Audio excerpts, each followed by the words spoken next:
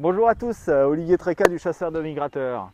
Alors, aujourd'hui j'ai l'honneur d'accueillir avec moi Didier, Didier Osselet, que tout le monde ou presque connaît, le fameux photographe. Oui, Donc je lui ai demandé un petit peu, il a accepté de venir faire un petit récapitulatif de la saison 2021-2022.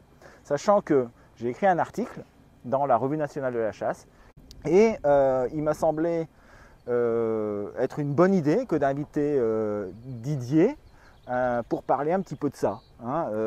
Et merci de l'invitation. Voilà. Et merci de l'invitation. Voilà, parce que bon, Didier, tout le monde le sait, une bonne partie des gens le savent, on le voit très souvent sur la réserve de Grand Lavier. Il fait des photos exceptionnelles qui ont fait la couverture de plusieurs fois de magazines. De chasse migrateur. Voilà. C'est un grand amateur de gibier d'eau. Oui. En plus, il y a une main coin, Oui, comme on dit. C'est ça. On n'est pas loin de l'un de l'autre. Voilà. Alors, tout d'abord, je voudrais aborder la méthodologie qui nous a permis d'avoir des statistiques intéressantes sur tout au long de l'année. Si vous regardez les vidéos de prévision de migration qui sont faites 2 fois par semaine en saison, donc à partir du mois d'août, le mardi et le vendredi, eh bien, vous savez que vous pouvez, par l'intermédiaire d'un formulaire Google, renseigner des données. Et en contrepartie, Thierry Verdier vous renvoie la compilation de toutes les données qui arrivent chaque jour sous la forme d'un mail qui arrive le matin et l'après-midi et qui lui donne un petit peu ce qui s'est passé dans la nuit. Donc ça, c'est intéressant. Et si on compile ça sur toute l'année, eh bien, on a une vision très intéressante de ce qui s'est passé.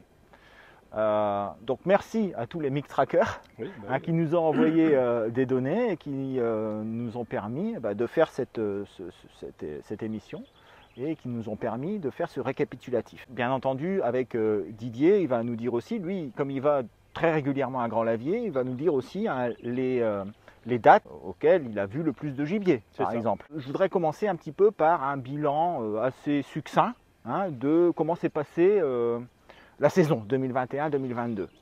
Alors, je ne sais pas pour toi comment ça s'est passé. Bon, alors moi je chasse dans le nord, dans la vallée de la Sensée, à Aubigny-au-Bac, pour ceux qui connaissent un petit peu le coin. Alors, ça s'est passé comment? Malheureusement, le samedi, on a été un peu malheureux. Ah, le samedi, il fallait pas louper une nuit. Il y a une nuit qu'il fallait pas louper. Moi, malheureusement, j'y étais pas. Et voilà, le chat noir. On reviendra sur cette date-là après, je pense, tout à l'heure. Mais non, moi, perso, c'est vrai qu'on n'est pas tombé dedans le samedi. Il y a eu des oiseaux. Il y en a qui ont réussi à la hutte où je vais. Je suis arrivé le samedi après une très belle nuit. Malheureusement, le lendemain c'était trop tard, donc c'est capot. C'est souvent comme ça, de toute façon. Et puis j'ai eu la chance d'y retourner le samedi d'après. Le samedi d'après, capot, pour changer. Et puis le lendemain, ils font une belle nuit le dimanche. Ouais. Donc, non, ça a été un peu compliqué, même si effectivement, bon, la hutte, au niveau de la hutte, les chiffres sont très bons, mieux que ce que c'était les années précédentes.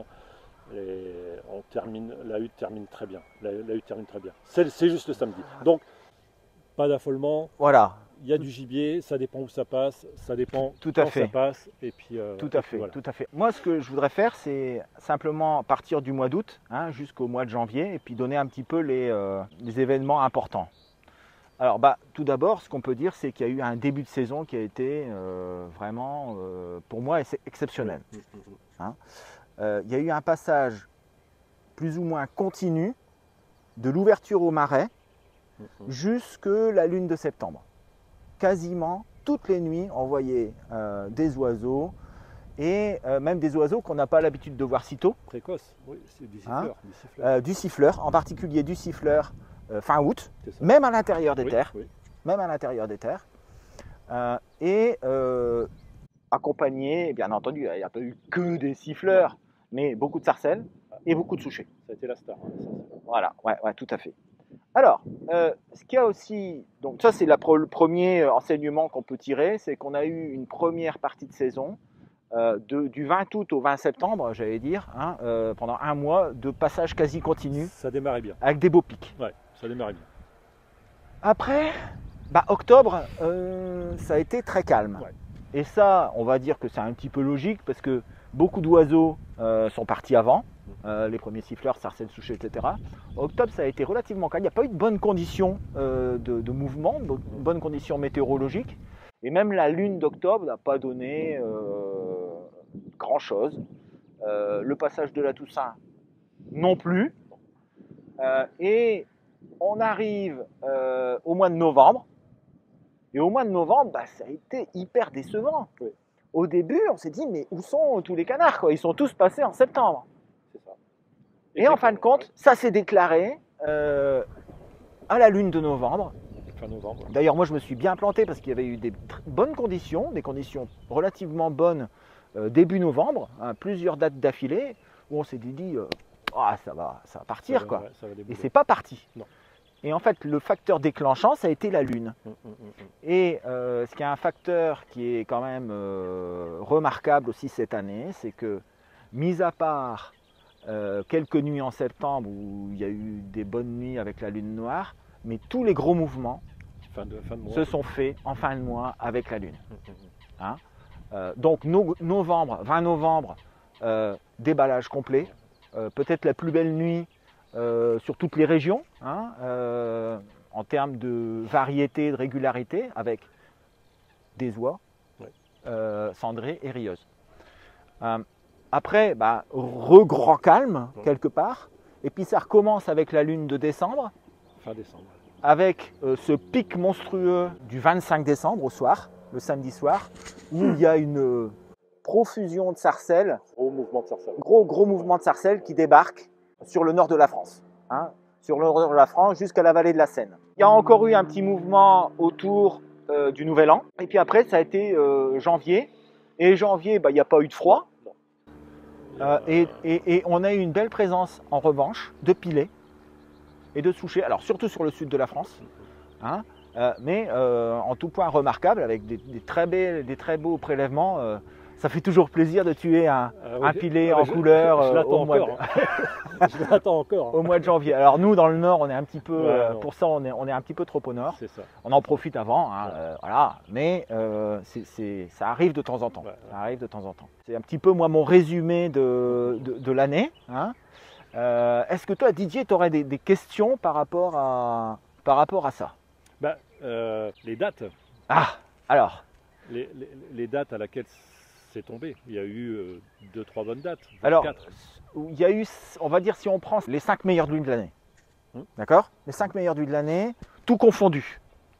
On a la nuit du 25 décembre, où de mémoire, on doit avoir 11 pauses en moyenne par installation. C'est beau. Ce qui est exceptionnel, alors surtout sarcelles. Ensuite, sur le podium, il y a la nuit du 20 novembre aussi, hein, et quelque chose qui est quand même extraordinaire, 21-22 août. Fin août.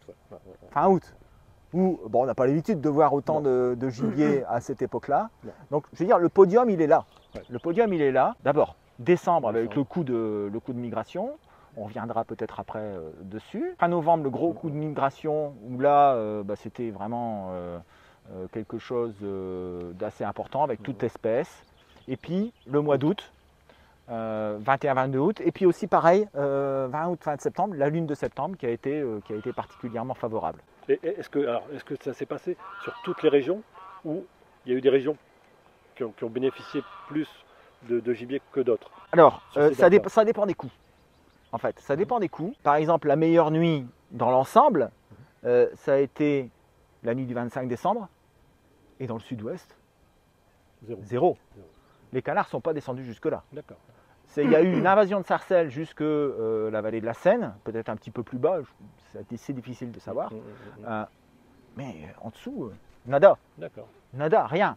Ils commençaient même à avoir des oiseaux qui arrivaient d'Espagne à cette époque.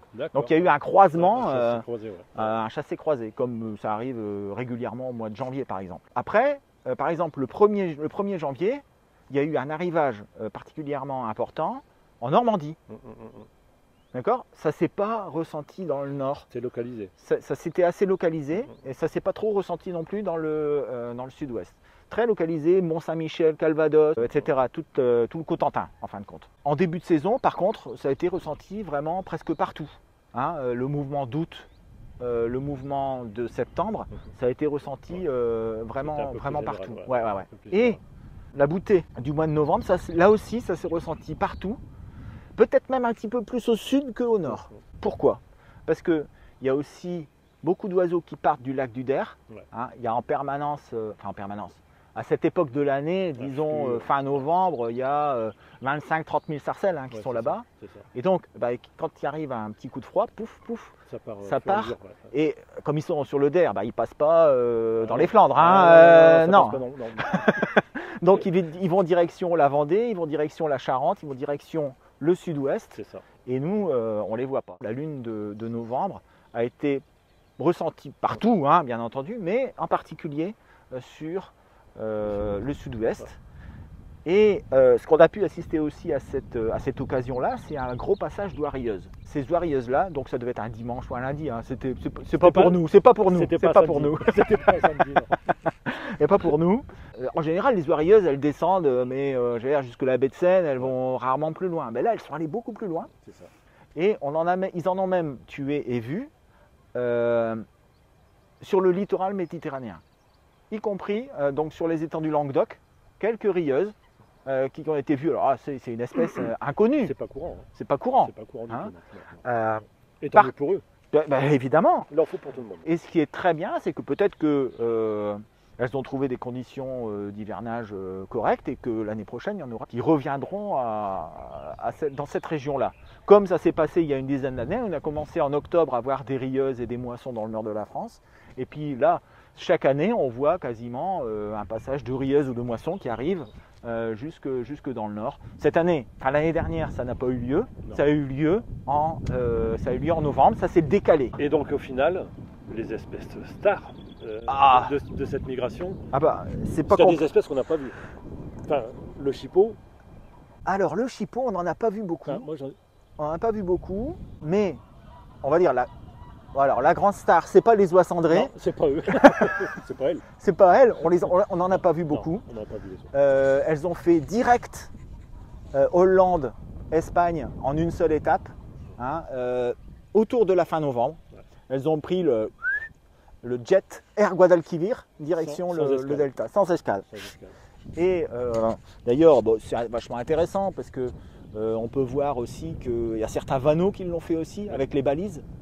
On peut voir aussi qu'il y a des canards qui l'ont sûrement fait aussi, des pilets. On saura ça un peu plus tard grâce aux études de ISNEA. Alors pour revenir à ta question, les espèces. La star, c'est la sarcelle. Ouais. Alors, à égalité avec le souchet, voire le souchet un petit peu plus en tout début de saison, donc jusqu'au 15 septembre. Après, la sarcelle passe au-dessus jusqu'à la fin de l'année.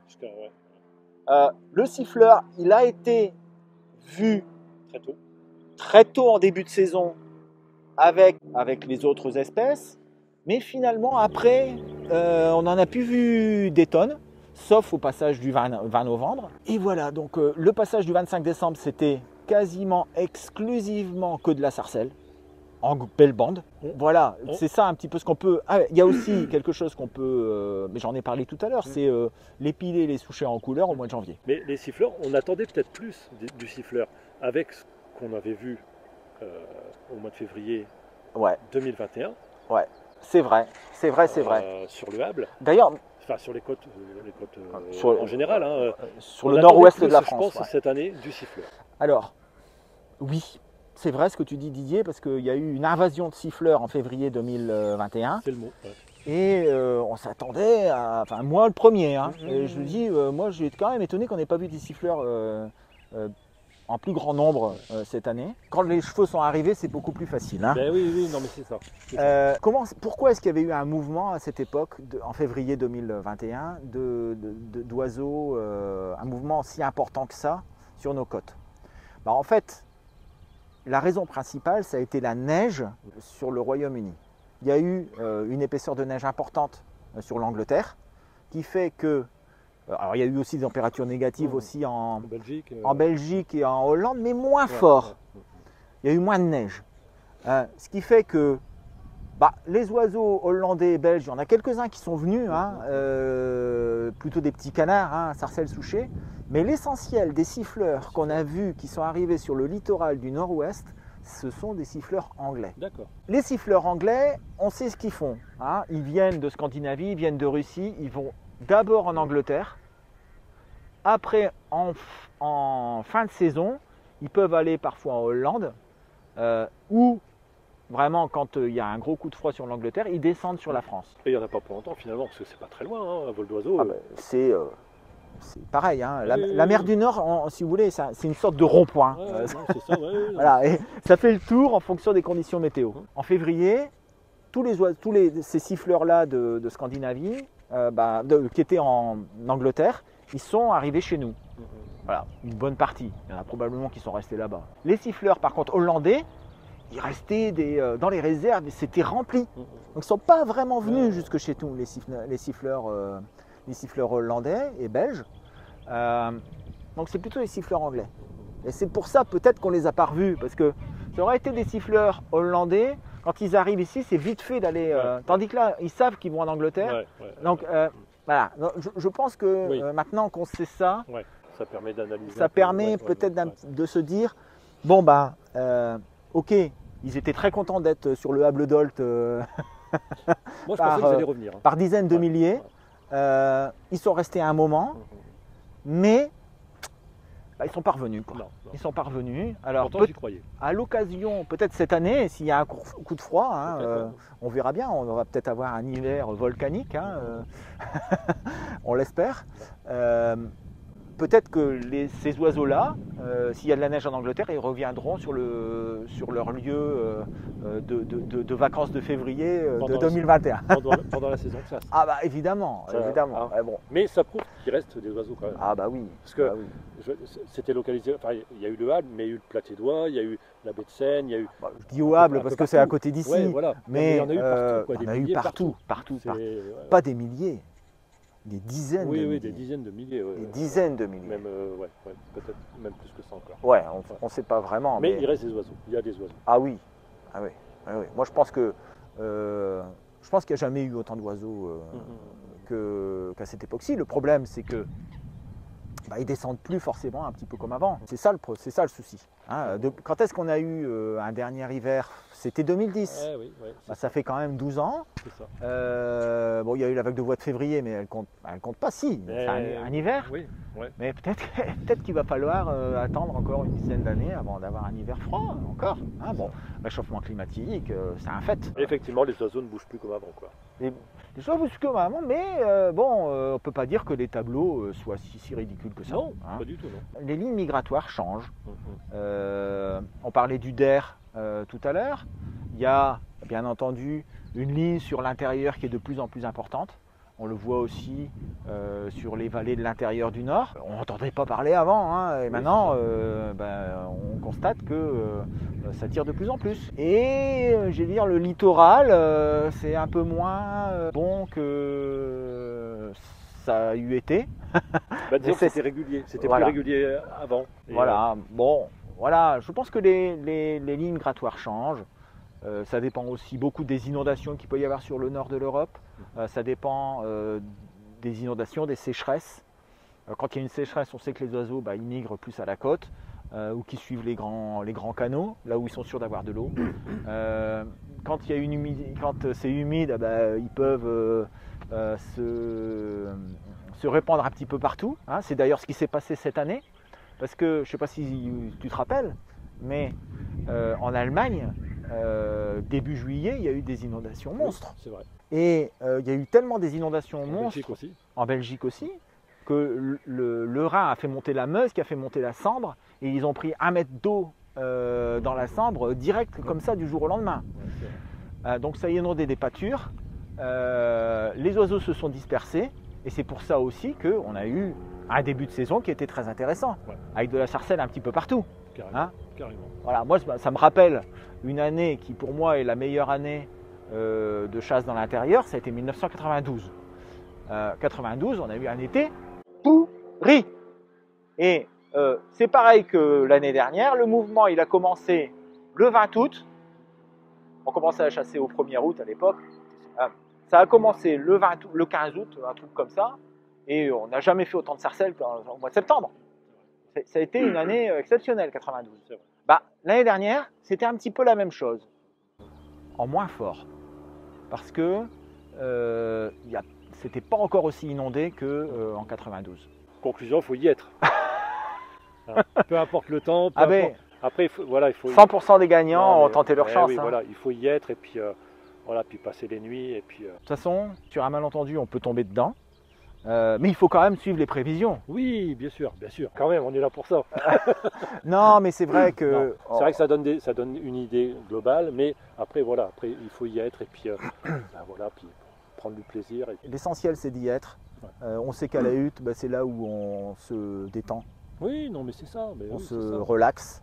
Alors, si on voit un petit peu de canard, c'est mieux. Oui, non, mais c'est ça. Après, regarde, on pourrait parler de ma meilleure nuit de l'année dernière, mais bon, il n'y en a pas eu de spécial, parce que j'ai fini avec 33 bêtes sur la saison. Bon, mais j'ai quand même passé une petite nuit en solo où il y avait du vent pas possible.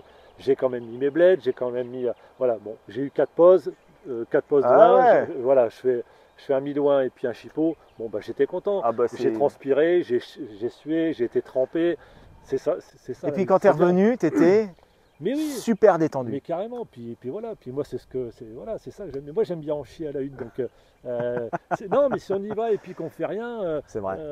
C'est vrai. Ça fait pas. Moi aussi, j'aime bien mettre mes waders et puis aller trifouiller un peu les formes et les mettre un petit peu comme je veux.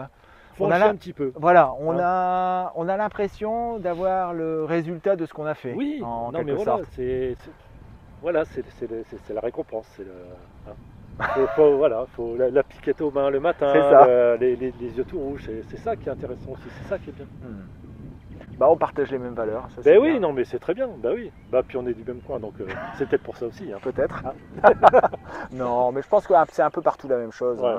Cette chasse à la hutte, elle apporte une grande sérénité. Voilà. Quand on revient, on est... Oui, non, mais on fait le vide. Voilà, c'est ça. On se débarrasse de tout ce qui nous pourrit la vie un petit peu. C'est exact. Écoute, Didier, en tout cas, merci beaucoup. Merci à toi, Olivier, pour l'invitation. Non, mais c'était super sympa. Oui, non, et puis on s'était pas revus, comme on disait, depuis le salon du migrateur. 2017. Donc non, ça fait super plaisir. En tout cas, merci d'avoir accepté l'invitation. C'était super sympa. Si vous avez aimé cette vidéo, racontez-nous, tiens, ce serait bien de nous raconter en commentaire votre plus belle nuit de cette année. Savoir si les dates qu'on a dit c'était correct pour vous ou pas. Et puis, je répondrai à tous les commentaires. Allez, je vais essayer. Mais puis la plus belle nuit, ça ne veut pas dire forcément celle où il y a eu le plus d'oiseaux, pas des nuits à gros fiens ou des trucs comme ça. Non. Ça peut être 2, 3 oiseaux. Ça peut être même une belle bredouille. Ça peut être une belle bredouille. Ça peut être une belle bredouille. Il va y avoir des nouveaux produits, il va y avoir les suites aussi. Donc, voilà, si vous... À Minutier, je fais un petit peu de pub. À Minutier, à vos appareils photo. Très très bon groupe. Voilà, très très bon groupe. Et puis le canard français avec le suite, vous trouverez le lien dans la description de la vidéo. Je vous souhaite une excellente journée. J'espère que la vidéo vous a plu. Et puis on essaiera de se refaire ça l'année prochaine. Qu'est-ce que tu en penses, Didier? Moi je suis partant. Voilà, je suis partant. Parfait. Allez, à bientôt. Ciao, ciao.